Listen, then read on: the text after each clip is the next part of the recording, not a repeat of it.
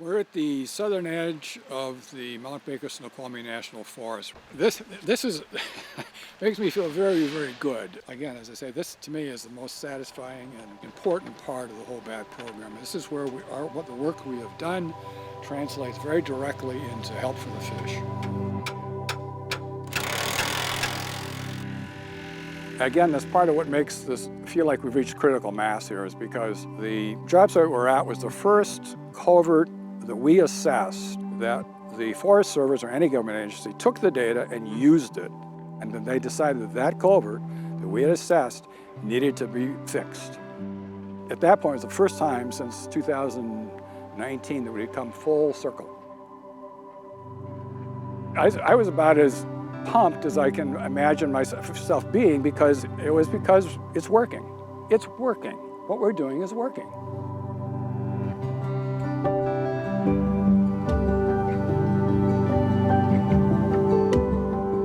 Steve would always talk about how we could get more people involved. He kept saying, you know, people just want to do stuff. They want to get boots on the ground. If you give them something to do, they'll come. So he really birthed the idea of having barrier assessment teams put together. He continually went back to WDFW with this idea that he could put together volunteers to do these assessments. He got shot down twice, and it was his persistence that paid off.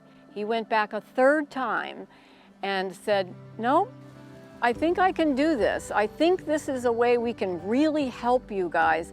And they listened. And the BAT team was born in that moment. Really, it's Steve Miller's brainchild. So eventually, I nicknamed him Batman. I'm Steve Miller. I'm a volunteer with Trout Unlimited Washington State. I'm the Washington State Conservation Chair and the Washington State National Leadership Council rep. And I created the BAT program.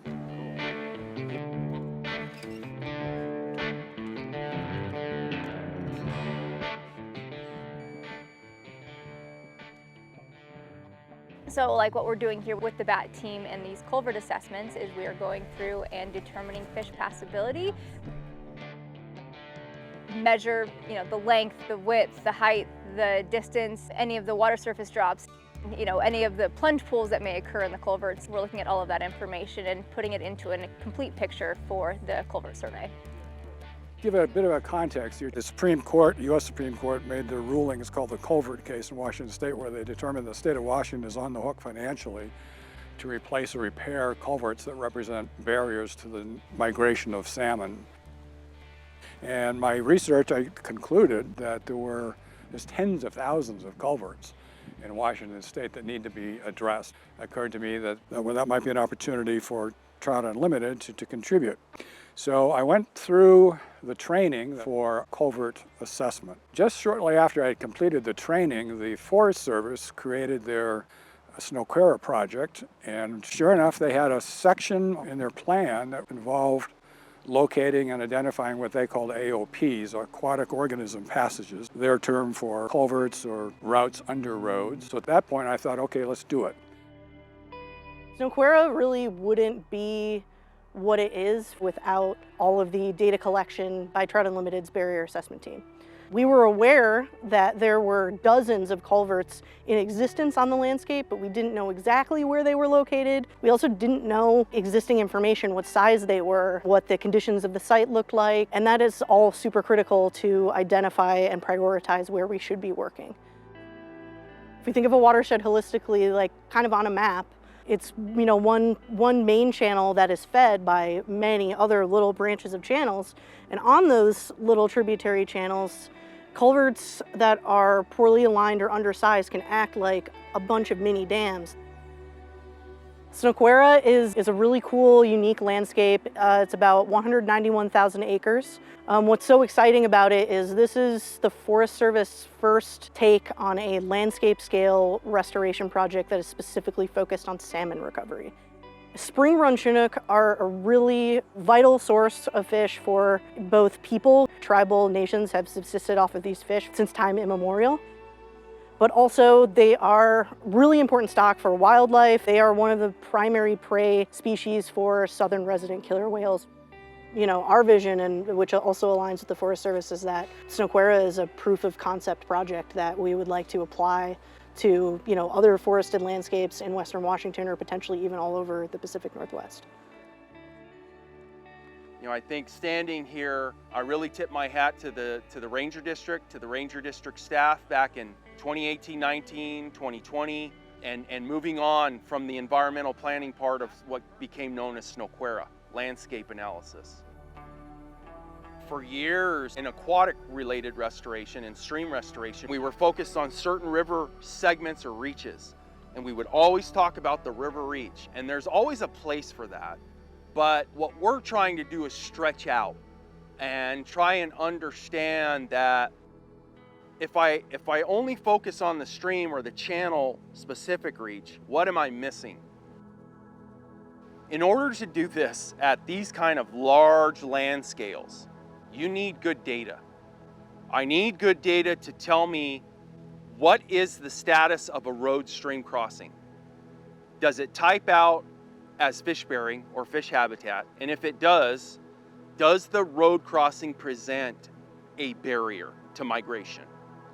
So these local partnerships like the one we have with Trout Unlimited to get the road stream crossing data is critical.